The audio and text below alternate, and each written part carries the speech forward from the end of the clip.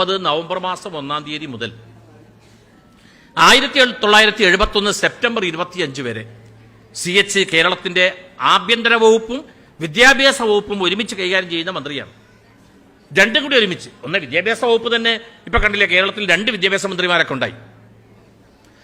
ഇടക്കാലത്ത് വന്നല്ലോ. അതിന് മാത്രം വലിയ വകുപ്പാണ്. പിന്നെ ആഭ്യന്തര വകുപ്പ് എന്ന് പറയുന്നതിൽ നിന്ന് പല ആളുകൾക്കായിട്ട് പല ഭാഗങ്ങൾ വിജിലൻസ് വേറെ, ക്രൈംബ്രാഞ്ച് വേറെ എന്ന് പറഞ്ഞ് പലതും പലർക്കായിട്ട് കൊടുക്കുന്ന അത്രക്ക് വലിയ വകുപ്പാണ്. ഈ 2 വകുപ്പും അദ്ദേഹം 2 വർഷത്തോളം ഒരുമിച്ച് കൊണ്ടു നടന്നു. ഈ 2 വകുപ്പ് അദ്ദേഹം ഒരുമിച്ച് കൊണ്ടു നടക്കുന്ന നേരത്ത് ഉള്ള കേരളത്തിന്റെ രാഷ്ട്രീയ സ്ഥിതി നോക്കണം. ഒന്ന്, കേരള സമൂഹത്തിലെ ഏറ്റവും വലിയ വിപ്ലവം എന്ന്, അതായത് ശ്രീനാരായണ ഗുരുവിന്റെ അരുവിപ്പുറം പ്രതിഷ്ഠയ്ക്ക് ശേഷം കേരളം കണ്ട ഏറ്റവും വലിയ സാമൂഹിക വിപ്ലവം എന്ന് പറയുന്നത് ഭൂപരിഷ്കരണ നിയമം നടപ്പാക്കുക എന്നുള്ളതാണ്. ആ ഭൂപരിഷ്കരണ നിയമം നടപ്പാക്കിയ മുഖ്യമന്ത്രിയുടെ പേര് അച്യുതമേനോനെന്നും അന്നത്തെ ആഭ്യന്തരമന്ത്രിയുടെ പേര് CH മുതുകോയ എന്നുമാണ്. ഭൂപരിഷ്കരണ നിയമം നടപ്പാക്കുമ്പോൾ സംഭവിക്കുന്ന ഒരു കാര്യം എന്താണെന്ന് വെച്ചാൽ 25,36,000 ആളുകൾക്ക്, കുടിയാന്മാർക്ക്, കർഷകർക്ക് സ്വന്തം ഭൂമിയിൽ കുടികിടപ്പ് അവകാശം ഉണ്ടാക്കി കൊടുക്കുകയാണ്. സ്വന്തം ഭൂമിയിലല്ല, അവർ കൈകാര്യം ചെയ്തിരുന്ന ഭൂമിയിൽ എന്ന് വെച്ചാൽ നാട്ടിലെ ഏറ്റവും വലിയ മുതലാളിമാരുടെ ഭൂമി എടുത്ത് അവർക്ക് കൊടുക്കുകയാണ്. നഗരങ്ങളിൽ ഈ കോർപ്പറേഷൻ പരിധികളിൽ 3 സെന്റും, മുനിസിപ്പാലിറ്റികളിൽ 5 സെന്റും, പഞ്ചായത്തുകളിൽ 10 സെന്റും ഭൂമി അതിൽ കുടികിടപ്പായി താമസിക്കുന്ന സാധുക്കൾക്ക് കൊടുക്കുകയാണ്. ആ ഇനത്തിൽ 5 ലക്ഷത്തോളം ആളുകൾ ആ മണ്ണിന്റെ ഉടമകളായി. 26 ലക്ഷത്തോളം ആളുകൾ ഇപ്രകാരം മണ്ണിനുടമകളായി. ഇതൊക്കെ ചെയ്യുന്നത് നാട്ടിലെ ഏറ്റവും വലിയ ധനാഢ്യരുടെ, വലിയ ഗുണ്ടാപ്പടയുള്ളവരുടെ സ്വത്തുക്കളായിരിക്കും ഈ പിടിച്ചെടുക്കുന്നത്. അത് പിടിച്ചെടുക്കുന്ന നേരത്ത് ആരാണ് കേരളത്തിന്റെ പോലീസ് മന്ത്രി എന്നുള്ളതാണ്. ഒരു ഭാഗത്ത് CPM-ന്റെ സമരം പുറത്തു നടക്കുന്നുണ്ട്. അത് ഭൂപരിഷ്കരണ നിയമത്തിനെതിരെയുള്ള സമരമല്ല, പകരം EMS-നെ താഴെ ഇറക്കി പകരം ഒരു ഗവൺമെന്റ് വന്നിരിക്കുന്നു. ആ ഗവൺമെന്റിനെ പാടത്തും പണിശാലകളിലും പള്ളിക്കൂടങ്ങളിലും പൊറുപ്പിക്കില്ല എന്ന് പറഞ്ഞുള്ള സമരം തെരുവിൽ നടക്കുകയാണ്, വിദ്യാലയങ്ങളിൽ നടക്കുകയാണ്, വ്യവസായശാലകളിൽ സമരം നടക്കുകയാണ്. ബസ് യാത്രക്കാരെ ജീവനോടെ ചുട്ടുകൊല്ലുക. അതാണ് മട്ടന്നൂർ തീവപ്പ് എന്നൊക്കെ പറയുന്നത്. 5 യാത്രക്കാരെ ബസ്സിലിട്ട് ചുട്ടുകൊന്നു. വ്യാപകമായി അഴിഞ്ഞാട്ടം നടക്കുകയാണ്. ഇത് നടക്കുന്ന സമയത്ത് തന്നെയാണ് CH പോലീസ് മന്ത്രിയായി നിന്നിട്ട് ഇതിനെ നേരിടുന്നത്. അന്നത്തെ ഇന്ത്യൻ പ്രധാനമന്ത്രി ഇന്ദിരാഗാന്ധിയുടെ അനുമോദന കത്ത് വന്നു CH-ന്. നക്സലൈറ്റുകളെ ഇന്ത്യയിൽ അടിച്ചമർത്തുന്നതിൽ വിജയിച്ച ഏക ആഭ്യന്തരമന്ത്രി, ഏക പോലീസ് മന്ത്രി CH മുതുകോയാണെന്ന് പറഞ്ഞുകൊണ്ട് ഇന്ദിരാഗാന്ധി അനുമോദിച്ചു അദ്ദേഹത്തെ. അതിന് സംഭവങ്ങൾ പറയുമ്പോൾ വർഗീസിനെ പോലീസ് വെടിവെച്ചു വന്ന സംഭവങ്ങൾക്കൊക്കെ CH ഉത്തരവാദിത്തമുണ്ട്, ആഭ്യന്തരമന്ത്രി എന്ന നിലക്കൊക്കെ പറഞ്ഞാലും 1969 മുതൽ 76 വരെയുള്ള ആ 7 വർഷക്കാലമാണ് കേരളത്തിൽ നക്സലൈറ്റുകളുടെ സുവർണകാലം എന്ന് പറയുന്നത്. നക്സലൈറ്റുകളുടെ സുവർണകാലം എന്ന് പറയുന്നത് കേരളം കണ്ട ഏറ്റവും വലിയ ഭീകരപ്രസ്ഥാനത്തിന്റെ കാലമാണ്. മനുഷ്യരുടെ തലയറുക്കുകയാണ്. ഇത്ര മണിക്ക് കൊല്ലുമെന്ന് പറഞ്ഞാൽ ആ സമയത്ത് അവർ കൊന്നിട്ടുണ്ടാവും. അന്നത്തെ പോലീസ് IG എന്ന് പറഞ്ഞാൽ ഇന്നത്തെ DGP, ഒരു IG ഉണ്ടാവുള്ളൂ. പോലീസിന്റെ പരമോന്നത മേധാവി IGP രാജന്റെ അമ്മാവനായ കോങ്ങാട് നാരായണൻകുട്ടി നായരെ തല വെട്ടിമുറിച്ച് അത് ഗേറ്റിൽ കൊണ്ടുപോയി കുത്തിവെച്ചവര്. അത് ഇത്ര മണിക്ക് ചെയ്യുമെന്ന് കത്ത് പോസ്റ്റർ ഒട്ടിച്ചു എല്ലായിടത്തും. അതിനുവേണ്ടി കനത്ത പോലീസ് സന്നാഹം ചുറ്റിൽ നിന്നു. ആ സമയത്ത് ഒന്നും സംഭവിക്കില്ല എന്നുള്ള ഉറപ്പ് മരുമകൻ അമ്മാവന് കൊടുത്തു. ഒന്നും സംഭവിക്കില്ല, തൊടില്ല ഇവര്. അതായത് ഒരു നക്സലൈറ്റിന് 10 പോലീസ് എന്ന തോതിലാണ് സുരക്ഷ ഏർപ്പെടുത്തിയിരിക്കുന്നത്, അതും സായുധ പോലീസ്. സമയം വന്നു ഇവർ തലവെട്ടിയാണ് പോയി. കേണിച്ചിറ മടത്തിൽ മത്തായി വധക്കേസ്, അത് 1980 നടക്കുന്നതാണ്, വയനാട്ടിലെ കേണിച്ചിറയിൽ. മടത്തിൽ മത്തായിയെ ഫെബ്രുവരി മാസം 23-ാം തീയതി രാത്രി 9 മണിക്കും 9:15 ഇടയിലുള്ള സമയത്ത് ഞങ്ങൾ കൊല്ലുമെന്ന് പറഞ്ഞ് എല്ലായിടത്തും പോസ്റ്റർ ഒട്ടിച്ചു നക്സലൈറ്റുകൾ.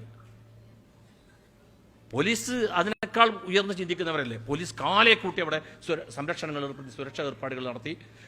വീടിന്റെ അകവും പുറവും ഒക്കെ പോലീസ് നിന്നു. 2 ദിവസം മുമ്പ്, 48 മണിക്കൂർ മുമ്പ് തന്നെ വീട് പോലീസിന്റെ കയ്യിലാക്കി. ഇനി ഇവരെന്താ ചെയ്യാൻ നോക്കി. നമ്മുടെ സിനിമയിൽ കാണുന്ന പോലെയല്ലേ.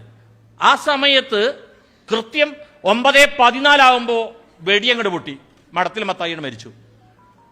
അപ്പൊ അവര് ചുരുട്ടിക്കൂട്ടിയ ഇവർ പോലീസ് എത്തുന്നതിന്റെ തൊട്ട് മുമ്പ് വേറെ ഒരു ഇരുണ്ട ചാക്ക് പുതച്ച് വന്ന് ചുരുട്ടിക്കൂട്ടിയ ഒരു പായക്കുള്ളിൽ വേറെ 2 ആളുകൾ 3 പേര് വന്നു. ഒരാളെ പായക്കുള്ളിൽ ഇങ്ങനെ വിലങ്ങിന് കിടത്തി. എനിക്കറിയില്ല ഇവർ മലമൂത്ര വിസർജന ആദിയായ സംഗതികളൊക്കെ എങ്ങനെ ചെയ്യുന്നു. ഇതിനുള്ളിൽ കിടത്തി കൃത്യസമയത്ത് വെടിവെച്ച് അവരോട് പോയി. ഇതായിരുന്നു നക്സലേറ്റുകൾ.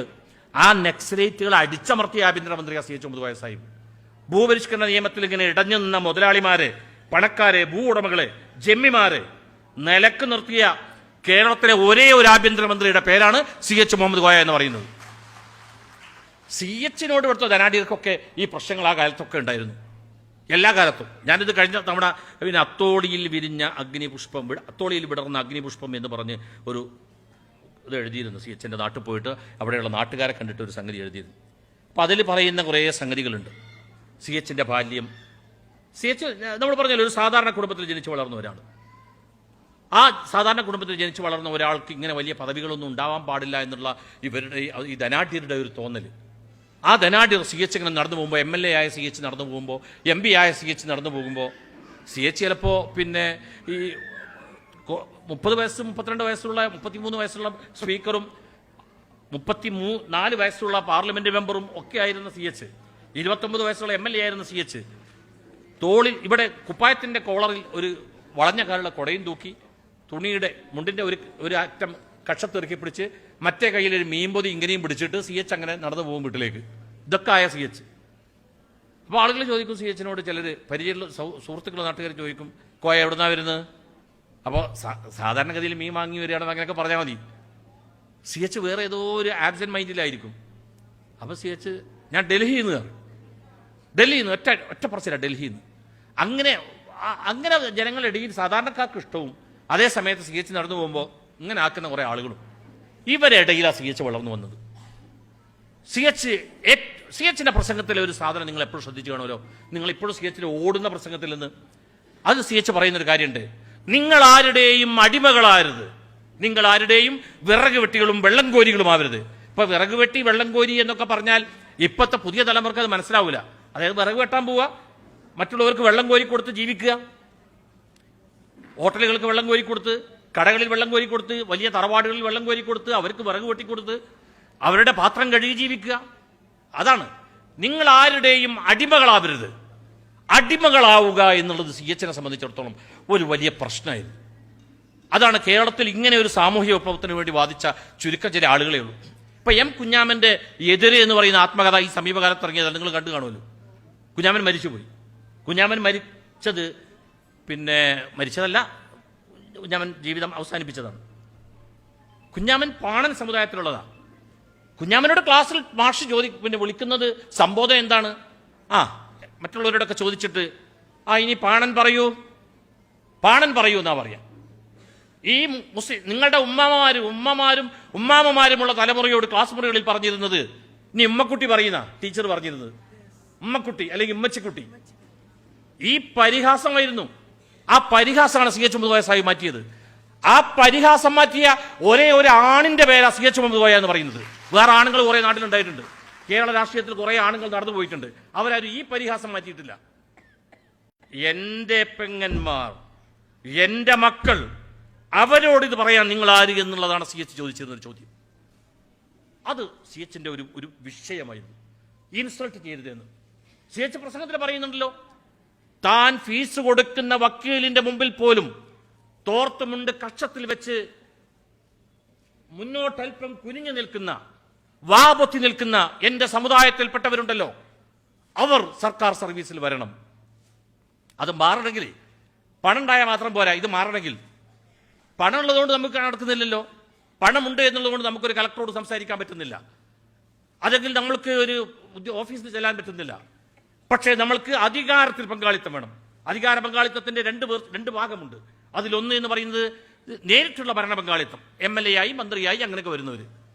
മറ്റൊന്ന് സർക്കാർ സർവീസിലുള്ള പങ്കാളിത്തം, നീതി നിയമം നടപ്പാക്കുന്നിടത്തുള്ള പങ്കാളിത്തം. അതെന്റെ സമുദായത്തിന് കിട്ടണം. അങ്ങനെ സ്വതന്ത്ര ഇന്ത്യയിൽ ആദ്യമായി 100 പേരെ ജോലിക്കെടുക്കുമ്പോൾ അതിൽ 12 പേർ മുസ്ലിങ്ങളായിരിക്കണമെന്ന സാമുദായിക സംവരണം കൊണ്ടുവന്നു CH.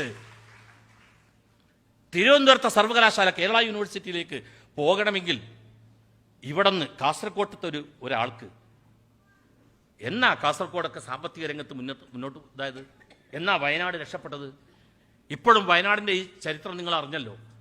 എന്നാ മലപ്പുറം ഒന്ന് തലപൊക്കിയത്? ഒക്കെ 77-ന് ശേഷം. കാസർഗോഡ് ഒരു 70-ന് ശേഷം, മലപ്പുറം എന്ന് പറയുന്ന ഈ പ്രതാപത്തിന്റെ നാടുണ്ടല്ലോ, 77 ശേഷം സൗദി അറേബ്യയിലേക്കുള്ള പോക്ക് തുടങ്ങി. 77 80 ശേഷം ഒന്നിങ്ങനെ രക്ഷപ്പെട്ടു തുടങ്ങിയത്. അങ്ങനെയുള്ള ഒരു സമുദായത്തിൽ നിന്ന് അവരെ അന്ന് ആ ഒരു സമുദായത്തെ വിദ്യാഭ്യാസത്തിലേക്ക് കൊണ്ടുവരണമെങ്കിൽ എന്ത് വേണം? അവർ തിരുവനന്തപുരം വരെ പോയി ജോലി മുടക്കി, ബാപ്പയും മോനും ഉമ്മയും മോളും ബാപ്പയും മോളും അല്ലെങ്കിൽ കുടുംബം ഒന്നിച്ച് ജോലി മുടക്കി കാശ് കടം വാങ്ങി തിരുവനന്തപുരത്ത് പോയിട്ട് വേണം തിരുവനന്തപുരത്ത് കേരള യൂണിവേഴ്സിറ്റിയിൽ നിന്ന് ഒരു പേപ്പർ ശരിയാക്കാൻ. അതിന് അദ്ദേഹം കണ്ട ഏറ്റവും നല്ലൊരു മാർഗം എന്ന് പറയുന്നത് മലബാറിൻ്റെ ഹൃദയത്തിൽ, അന്നത്തെ കോഴിക്കോട് ജില്ലയിൽ, ഇപ്പോഴത്തെ മലപ്പുറം ജില്ലയിൽ, അന്നത്തെ കോഴിക്കോട് ജില്ലയിൽ ഒരു സർവകലാശാല കൊണ്ടുവരികയായിരുന്നു. മങ്കട അബ്ദുൽ അസീസ് മൗലവിനോട് ചോദിച്ചു, എന്തിനാണോ CH യൂണിവേഴ്സിറ്റി കൊണ്ടുവന്നത്, കാലിക്കറ്റ് യൂണിവേഴ്സിറ്റി കൊണ്ടുവന്ന് നിനക്കറിയോ ചോദിച്ചു. അപ്പോൾ ഞാൻ എനിക്കറിയാവുന്ന ഉത്തരങ്ങൾ പറഞ്ഞു. കുറേ പണ്ട് കുട്ടിയാകുമ്പോൾ ചോദിച്ചൊന്നുമല്ല, കുറേ അടുത്ത കാലത്ത് അദ്ദേഹം മരിക്കുന്നതിന് കുറച്ച് മുമ്പായിട്ട് ചോദിച്ചാൽ. ഞാൻ പറഞ്ഞു, നമ്മൾ ഇങ്ങനെ നല്ല ഉയർന്ന ഡിഗ്രിയും PGയും ഒക്കെ എടുത്ത് നമ്മുടെ സമൂഹത്തിൽ നിന്ന് കുറേ പേരുണ്ടാവാൻ എന്നൊക്കെ പറഞ്ഞു. അസംബ്ലി പറഞ്ഞു അതല്ല, യൂണിവേഴ്സിറ്റി കൊണ്ടുവന്നത്, CH യൂണിവേഴ്സിറ്റി കൊണ്ടുവന്നത് ഒരു അക്കാദമിക സമൂഹത്തിൽ തൻ്റെ സമുദായം ജീവിക്കണമെന്ന ചിന്തയിൽ നിന്നാണ്. അതായത് കുറച്ച് ആൾക്കാരുടെ PhDയും പിന്നെ അല്ലെങ്കിൽ PGയും ഒക്കെ എടുക്കുക എന്നുള്ളതല്ല, ഡിഗ്രി എടുക്കുക എന്നുള്ളതല്ല, വിദ്യാഭ്യാസമുള്ള ഒരു സമൂഹത്തിൽ ജീവിക്കുക. ആ സമൂഹത്തിൽ ജീവിക്കുമ്പോൾ നമ്മുടെ വേഷവിധാനം മാറിയില്ലേ? നമ്മുടെ വേഷവിധാനം മാറിയില്ലേ? നിങ്ങൾ എത്ര പെട്ടെന്നാണ് ഇവിടെ പിന്നെ സൂപ്പ് എന്ന് പിന്നെ മുനീർ സാഹിബ് പറഞ്ഞല്ലോ, സൂപ്പ് എന്ന് പറഞ്ഞാൽ കുടിക്കുന്ന സൂപ്പല്ലേ ഇപ്പം എല്ലാവർക്കും അറിയുള്ളൂ. മുസ്ലിം സ്ത്രീകളുടെ ഒരു 40 കഴിഞ്ഞ സ്ത്രീകളുടെ വേഷം സൂപ്പായിരുന്നു.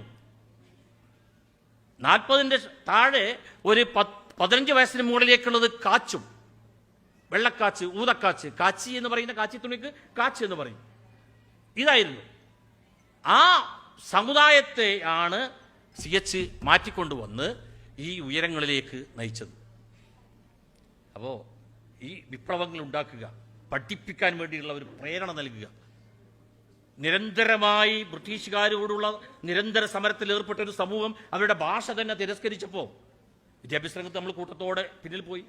അവരെ ഇങ്ങോട്ട് മുന്നിൽ കൊണ്ടുവരണമെങ്കിൽ എന്ത് വേണമെന്ന് CH ആലോചിച്ചു. ഗ്രാമങ്ങൾ തോറും സ്കൂൾ കൊടുത്തു, സർവകലാശാല കൊണ്ടുവന്നു കൊടുത്തു, അക്കാദമിക സമൂഹത്തിൽ ജീവിക്കുന്ന ഒരു സമൂഹത്തെ സൃഷ്ടിച്ചു. പിന്നെയോ ആ CH 1970 അമേരിക്കയിൽ പോയി. അമേരിക്കയിൽ പോകുന്ന രാഷ്ട്രീയക്കാരും മന്ത്രിമാരും ഒക്കെ ആ നാടൊന്ന് സന്ദർശിക്കും, ആ നാടിനെക്കുറിച്ച് ഒരു യാത്രാവിവരണം എഴുതും, സ്വാഭാവികമാണ്. പക്ഷെ CH കാണാൻ പോയത് അമേരിക്കയിലെ പ്രസിദ്ധമായ വിദ്യാഭ്യാസ സ്ഥാപനങ്ങളാണ്. മെസാച്യൂസെറ്റ്സിലുള്ള institute of technology, Massachusetts institute of technology, അവിടുത്തെ ഒരു സാങ്കേതിക സർവകലാശാല കാണാൻ പോയി. ഇവിടെ വന്ന CH അച്യുതമേനോനോട് പറഞ്ഞു, മുഖ്യമന്ത്രിയോട് പറഞ്ഞു. ഭയങ്കര വിവരമുള്ള ആളല്ലേ, കേരളത്തിലെ മുഖ്യമന്ത്രിമാരായവരിൽ വലിയ സാഹിത്യകാരനും പിന്നെ മഹാജ്ഞാനിയുമല്ലേ അച്യുതമേനോൻ. അച്യുതമേനോനോട് പറഞ്ഞു, ഞാൻ ഇങ്ങനെ ഒരു സംഗതി കണ്ടു, അത് നമുക്കിവിടെ കേരളത്തിൽ കൊണ്ടുവരണം. അച്യുതമേനോൻ CH അച്യുതമേനോനേക്കാൾ പ്രായം കുറഞ്ഞ ഒരു ചെറുപ്പക്കാരൻ പയ്യൻ, 40-42 വയസ്സേ ഉള്ളൂ. CH പറഞ്ഞു, നിങ്ങൾ എന്താ ഈ പറയുന്നത്? ഒന്ന്, നമ്മുടെ സാമ്പത്തിക സ്ഥിതി അതിന് അനുകൂലമാണ്. 2, ഇന്ത്യയിൽ ഏഷ്യയിൽ തന്നെ ഇല്ലാത്ത ഒരു സംവിധാനമാണ് നിങ്ങളിപ്പോൾ ഈ പറയുന്നത്. അതെങ്ങനെ നമ്മൾ കേരളത്തിൽ കൊണ്ടുവരും? ഇനി ഏഷ്യയിൽ ഒറ്റപ്പെട്ട രീതിയിൽ തന്നെ ചെറുരൂപങ്ങളുണ്ടെങ്കിൽ പോലും ഇന്ത്യയിൽ ഇങ്ങനൊരു സാധനമേ ഇല്ല, പിന്നെ കേരളത്തെ കൊണ്ടുവരികയാണ്. നമ്മളാണെങ്കിലോ ആ സമയം എന്ന് പറയുന്നത് ഗൾഫ് പോലും നമ്മുടെ മുമ്പിൽ വരാത്ത കാലം. നിത്യപ്പട്ടിണിക്കാരായ ജനതയാണ് ഇവിടെ ഉള്ളത്, ഏത് സമുദായമാണെങ്കിലും. അപ്പോൾ CH പിന്നെയും നിർബന്ധിച്ച് അച്യുതമേനോൻ പറഞ്ഞു, കഴിയില്ല നമുക്കത്. അവസാനം CH പറഞ്ഞപ്പോൾ നമ്മളൊന്ന് നോക്കിയാലോന്ന് ചോദിച്ചു. നോക്കാൻ ഇപ്പോൾ ചിലവൊന്നുമില്ലല്ലോ, പക്ഷെ നടക്കില്ല എന്നുള്ളത് അച്യുതമേനോൻ്റെ ഒരു ആത്മകഥം അതിനകത്തുണ്ടായി. ആ പറച്ചിൽ CH നോക്കി, ശ്രമിച്ചു. അങ്ങനെ കൊച്ചിയിലെ ശാസ്ത്ര സാങ്കേതിക സർവകലാശാല കുസാറ്റ് സ്ഥാപിക്കപ്പെട്ടു. നിങ്ങൾക്കറിയാം, അമേരിക്കയിലുള്ള ആ സംഗതി ഇവിടെ കുസാറ്റ് എന്ന് പറഞ്ഞ് നമ്മുടെ കുട്ടികൾ പോയി പഠിക്കുന്ന സ്ഥാപനം ഉണ്ടായി. അതിൻ്റെ വൈസ് ചാൻസലർ ആവാൻ വേണ്ടി അന്ന് പ്രതിപക്ഷത്താണ്. നേരത്തെയുള്ള വിദ്യാഭ്യാസ മന്ത്രി ജോസഫ് മുണ്ടശ്ശേരി പ്രതിപക്ഷത്തിരിക്കുകയാണ്. ജോസഫ് മുണ്ടശ്ശേരി സഭയിൽ, കാരണം CH-നേക്കാൾ പിന്നെ ഇതിൻ്റെ ഒരു വർഷം ജോസഫ് മുണ്ടശ്ശേരി പഠിച്ചിരിക്കുന്നു. CH വിദ്യാഭ്യാസ ഈ കുസാറ്റ് സംബന്ധിച്ച ബിൽ അവതരിപ്പിക്കുമ്പോൾ, സർവകലാശാല ബിൽ അവതരിപ്പിക്കുമ്പോൾ അതിൻ്റെ ചർച്ചയിൽ പങ്കെടുത്തുകൊണ്ട് അത് ഇങ്ങനെയാണ് വേണ്ടത്, അങ്ങനെയാണ് വേണ്ടതെന്ന് പറഞ്ഞിട്ട് ഓവറായിട്ട് സംസാരിക്കുന്നു ജോസഫ് മുണ്ടശ്ശേരി. ചർച്ചയ്ക്ക് മറുപടി പറയുന്ന CH ചോദിച്ചു, അങ്ങനെയാണെങ്കിൽ ഇത്രയധികം ഈ സംരംഭത്തെക്കുറിച്ച്, കുസാറ്റിനെക്കുറിച്ച്, കൊച്ചിൻ ശാസ്ത്ര സാങ്കേതിക സർവകലാശാലയെക്കുറിച്ച് നമ്മുടെ മുൻ വിദ്യാഭ്യാസ മന്ത്രി മുണ്ടശ്ശേരി സാറിന് അറിയുമെങ്കിൽ, അല്ലെങ്കിൽ സാഹിത്യകാരനും നിരൂപകനൊക്കെയുള്ള മുണ്ടശ്ശേരി അറിയുമെങ്കിൽ, അങ്ങ് ഈ MLA സ്ഥാനം രാജിവെച്ചിട്ട് ഇതിന്റെ VC ആവാൻ, ഇതിന്റെ ഒന്നാമത്തെ വൈസ് ചാൻസലർ ആവാൻ വരുമോ എന്ന് ചോദിച്ചു സഭയിൽ CH. ജോസഫ് മുണ്ടശ്ശേരി വിട്ടുകൊടുത്തില്ല ഒരു അണുപോലും. വരാം ഞാൻ എന്ന് പറഞ്ഞു. MLA സ്ഥാനം രാജിവെച്ച് ജോസഫ് മുണ്ടശ്ശേരി കുസാറ്റിന്റെ ആദ്യത്തെ VC ആയി. CH ആരായി? പ്രതിപക്ഷത്തെ നേതാവിനെ, എതിർപക്ഷത്ത് നിൽക്കുന്ന ആളെ VC ആക്കി CH. അതിന്റെ എല്ലായിടത്തും CHന്റെ ഈ വിശാല വീക്ഷണമായിരുന്നു.